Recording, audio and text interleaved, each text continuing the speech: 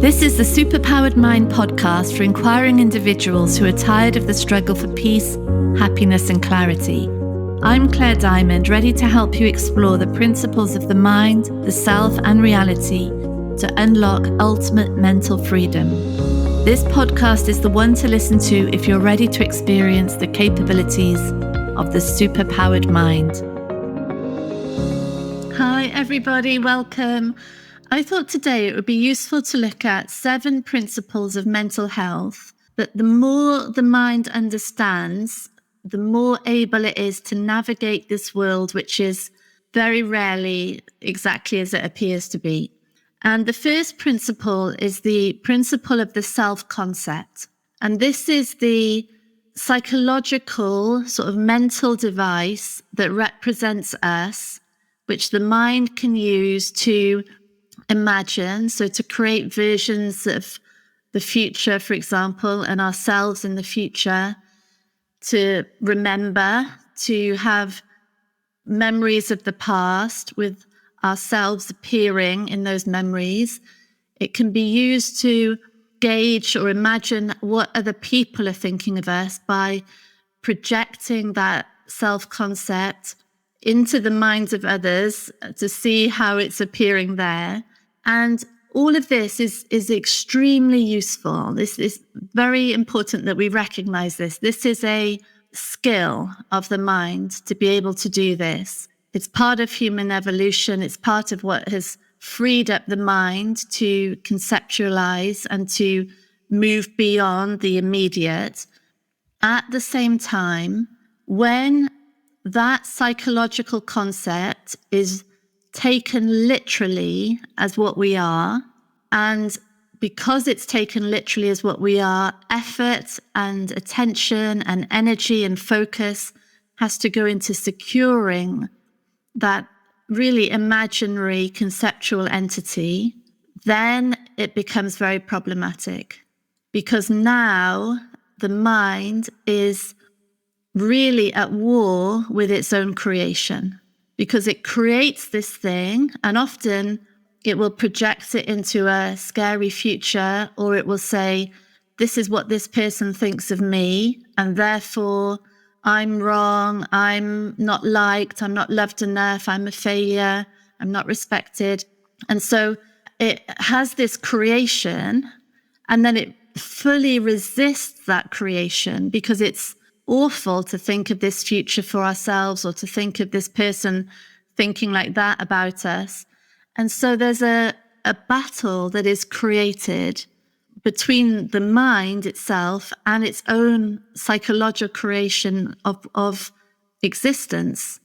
And because the whole thing is so believed, and because it really looks like that's what I am, that imaginary concept, and that the worse I feel, the more energy has to go into securing that imaginary concept. Now the mind is really in trouble. If the mind can just get to grips with this one principle, that is life-changing. That is completely life-changing, because even a slight glimpse into the truth of what I'm saying here for principle 1, self-concept, starts to unlock this sort of cycle of projection and confirmation and struggle that the mind is locking itself into. So the principle of self-concept is saying, no matter what it looks like, no matter how convinced the mind is, we are not the psychological concept or entity that the mind creates ourselves to be. So that whole belief system that's been acquired through our lives of what we are, of what other people think of us, of what our future is, what our past means, all of that is not what we are. It's a collection of beliefs, and it's all represented by this device, a sort of psychological device that can be maneuvered around. It's not what we are. Enormous. That's such an enormous principle for the mind to start to get hold of. The second principle is the principle of no separation, which means, again, no matter what it looks like, the external reality and that self-concept are not separate. And in fact, the more the mind is engaged with the self-concept, so the more believed it is, the more focus there is on securing it, the more protection is going in around it, the more the reality is made of all the beliefs and all the conditionings that are creating that self-concept. So the reality and the self-idea are made of the same conditioning. They arise together in from moment to moment, made of the same belief system. And again, the more clear the mind starts to become that when that experience of existence, the experience of being me, is full of fear, full of shame, full of need, full of desperation to get the attention or love or success or acknowledgement, respect that I think I need in order literally to survive. We can feel that desperation. The more that's going on, the more reality, our relationships, our work, our family, our future, all of it is reflecting that fundamental insecurity of existence. And it will look separate. It will look completely separate. So from that insecure self-concept, it will look like there's an objective, separate reality. And in that objective, separate reality, all our fears are being confirmed. Everything is saying, yes, you're right. Everything you think about yourself is right. And we know that because of this relationship and because this colleague is saying this and this project is going haywire and your family don't like you, and all of the evidence will support the self-concept. It will prove it's right. But the evidence is made of the same thing. It's made of the same belief system. So there is no separation between self-concept and apparently external reality, made of the same thing. Yeah. Principle number 3 is one of the hardest to grasp, but one of the most liberating for the mind. And this is the principle of no free will. Because as we start to really look at the mind and we look at behavior, we look at words spoken, actions, reactions, it starts to become more and more clear that everything is originating subconsciously. That there is a subconscious foundation of mind, which research and science is showing us is throughout the whole body and has no barriers, has no limitation. So there's this subconscious foundation which is housed in the body, but which goes beyond it energetically. We can't see where it begins and ends. All that subconscious foundation gives rise to every single element of conscious experience. It gives rise to how all perceptions are appearing. It gives rise to all actions, all words, all emotions, all reactions. Everything is coming from that subconscious basis. And the conscious mind is experiencing that. And that's how the human body-mind system works. But what happens is that the conscious mind, because of this believed concept of self, says, I'm deciding this independently. So that conscious, believed, separate me looks to be responsible for everything, for these words, for the way my hands are moving now, for every behavior, every habit, every addiction. But really, when we start looking at the mind, that separate entity, it just doesn't exist anywhere. It's not like I'm not in control of what I'm saying. It's literally like there is no I, no separate I, no separate individual existing concept to be in control of anything. And the enormous value of a mind that is starting to see this is that instead of everything being this in like great struggle and huge reflection on me. So if a behavior, say, that isn't as I want it to be, say I'm on a diet and I'm eating too much, instead of now the mind going into this cycle of blame and shame, self-criticism, we can start seeing all behavior is coming from the subconscious mind. All behavior is happening because it makes sense. Everything is happening because it's rational to that believed reality that is running the show from moment to moment. So behavior isn't an extension of an independently deciding me. Behavior is the outcome of a subconscious belief system that is in operation right now. So instead of behavior being a means through which I judge my validity, instead, or not, behavior now is the means through which that subconscious rationality, that subconscious reality starts to be made visible. And if there's a misalignment now between what's wanted and behavior, that's an opportunity now for that subconscious foundation to be looked at. So we start to see what is driving behavior? What are the fears, needs, shames, insecurity, particularly as they relate to an idea of me, a sense of existence? What are they, and how are they being reflected in habits or addictions maybe, or reactions or emotions? The more the mind inquires into its own setup, the less these unquestioned concepts, unquestioned convictions, the less hold they have over the experience of being.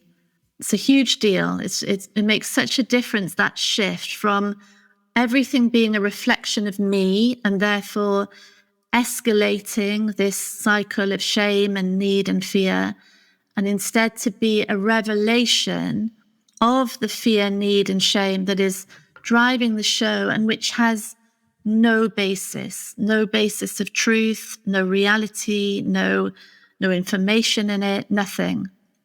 It's a huge deal. That takes us on to principle number 4, which is the principle of emotional health.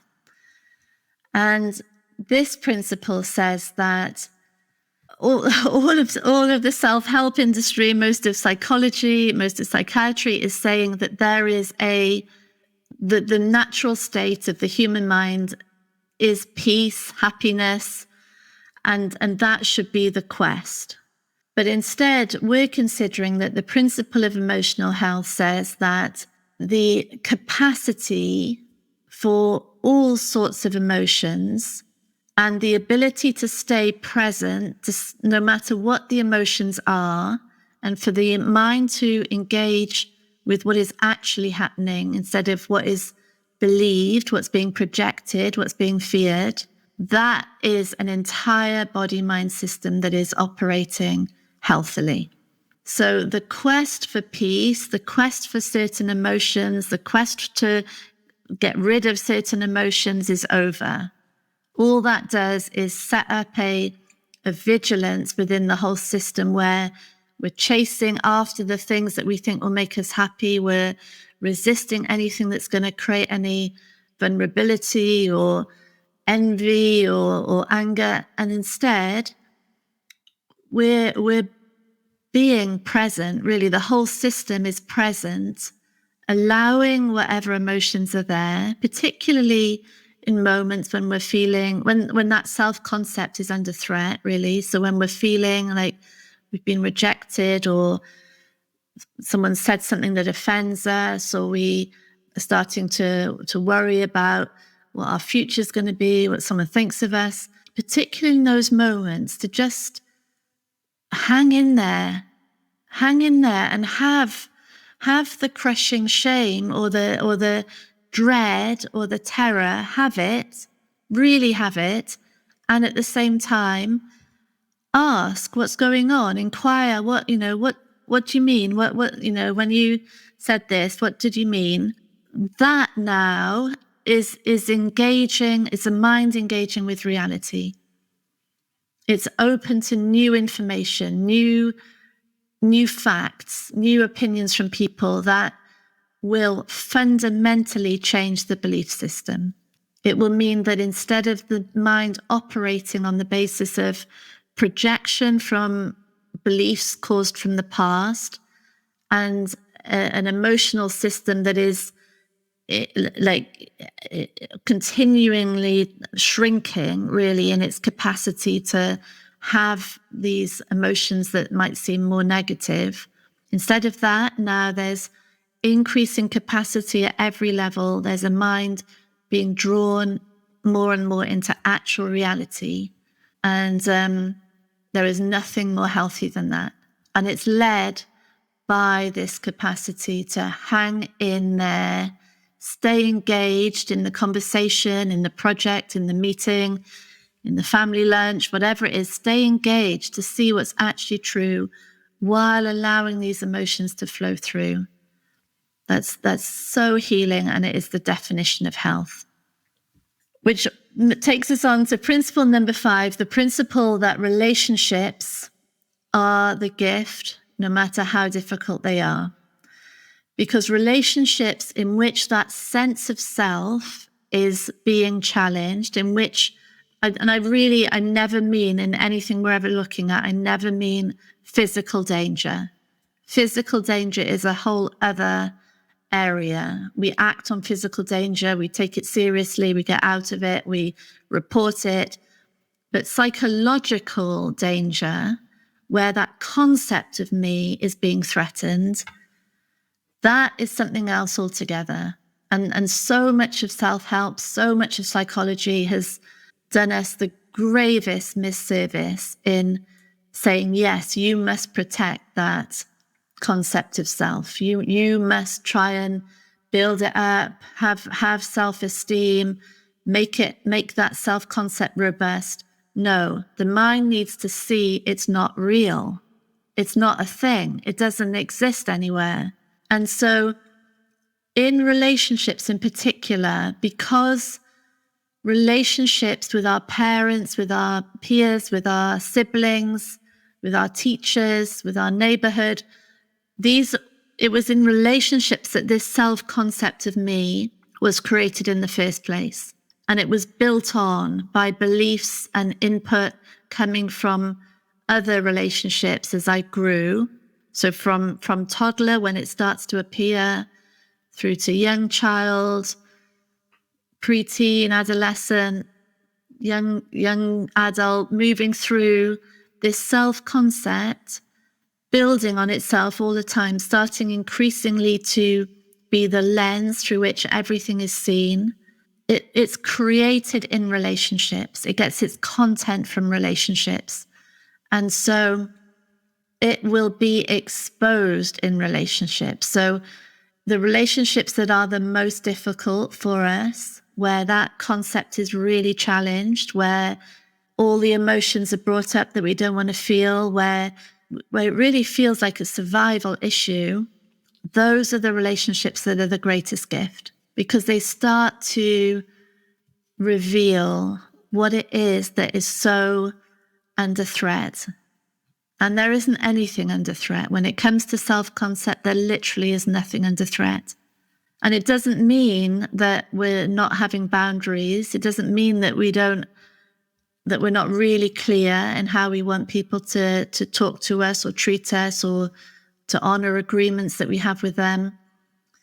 But it actually means that these boundaries are more and more robust, the more clear it is that there is nothing, no psychological entity to protect. There's just agreements about ways of behaving towards each other. Not to protect a psychological entity, but just because those agreements are healthy.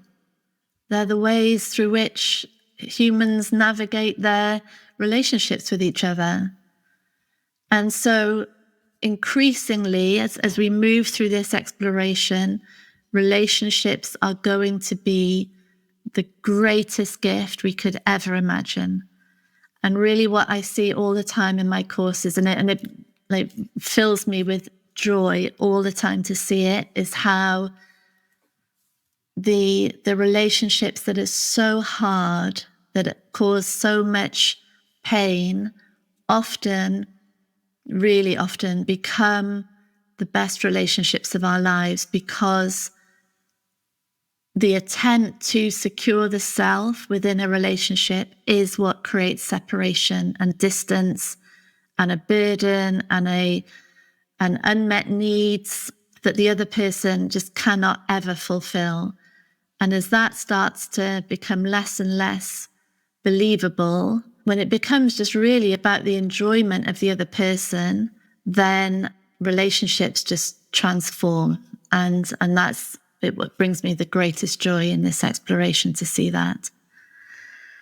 And then our next one, the principle of self-care, is that caring for the body and mind, but not, there's no need to care for the concept of self.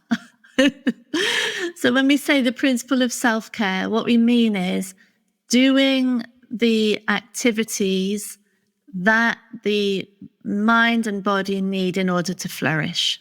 And that's the true meaning of self-care, really. It means exercise and good nutrition and good hydration. It means fresh air and sunlight. It means time with people that make us laugh. It means time in a community. It means work that is interesting and engaging and keeps the mind alive and strong and functioning, solving problems. That's self-care.